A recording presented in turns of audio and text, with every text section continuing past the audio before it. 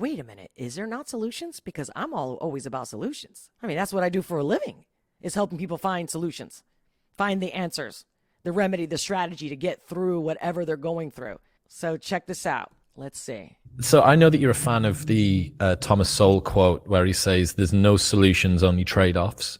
And this is something, in a roundabout way, that same concept is probably one of the most meaningful things that I've learned this year.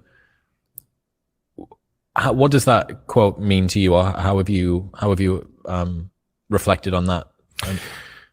Well, especially from a leadership perspective, that's kind of where I talked about it for the first time. How the heck did you hear that quote from me? I don't know when I've said that. I guess I did some podcasts about it, but yeah, it's very helpful to people's mindsets, I think. And that's when I talked about that, it was primarily to help people see that you're looking for a full-on solution to this problem, and there's probably not a full-on solution that's going to satisfy every aspect of this scenario.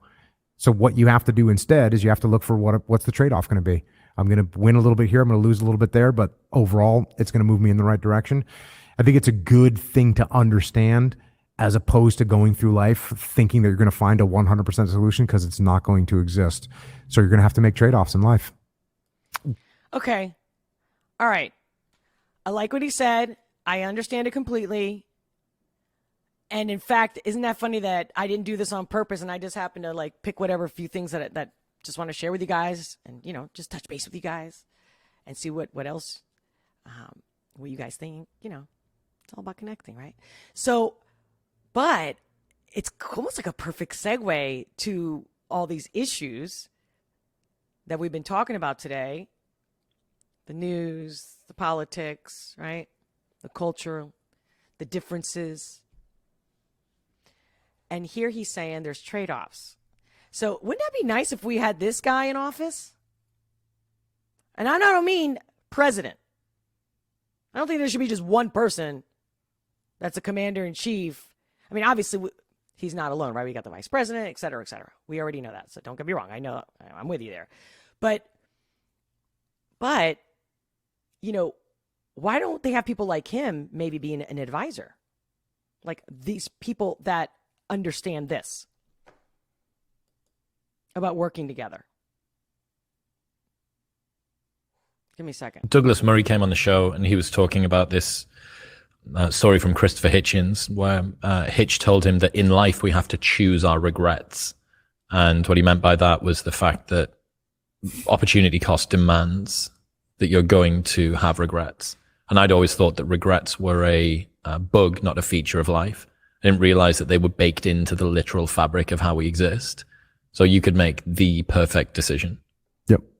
And still look back and have regrets about not making the other one, simply because of that open loop that we were talking about before. Yep. You don't know what the other thing could have been. And I was like, okay, so that's interesting that regrets are a feature, not a bug. But what does it mean that you need to choose them? Okay, well, given the fact that regrets are baked into the fabric of life, when you're making a decision, one of the things that you need to consider is, which of these regrets can I live with? And which of these regrets can I not live with? And that there's no solutions, only trade-offs thing speaks to the same energy. 100%. Do you own a house? Yes. So when a real estate agent told me this years and years ago, when you're looking at a house, there's going to be shortfalls. There's going to be problems with the house that you're looking at. And whether it's going to be, even if it's the perfect house, well, that means it's going to cost a ton. So that's the trade-off that you're going to make. And so what you have to do is you have to break down, like what you just said. Hey, listen, I wanted a bigger yard, but this one has a huge garage. Okay, we get it. I get it. But for me, there are solutions. There's a leak in one of the pipes. There's a solution. A lot of the problems that we have created. Imagine if we're living in nature and we're living completely basic, right? You build a log cabin or a teepee tent, whatever, right? You hunt, you forage, a problem happens. There's conflict. Maybe it's the neighbors. Maybe it's within the own family. Maybe there's a drought. So there's problems. There's always a solution or alternatives. So the whole trade-off as a blanket to everything, I don't agree with. I think that there are solutions. You know, that's why diplomacy is so important. Talking, having a discussion. Okay, well, what do you want? I mean, that's the whole thing, like compromise. For years, I've been talking about compromise, and I learned years ago that for me, compromise was never feasible. It's not something I like doing.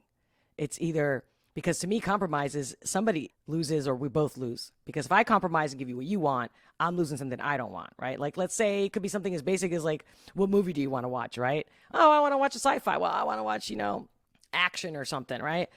And I'm like, well, I don't. Well, I don't either. Okay, well, tonight we'll watch sci-fi and then tomorrow we'll watch.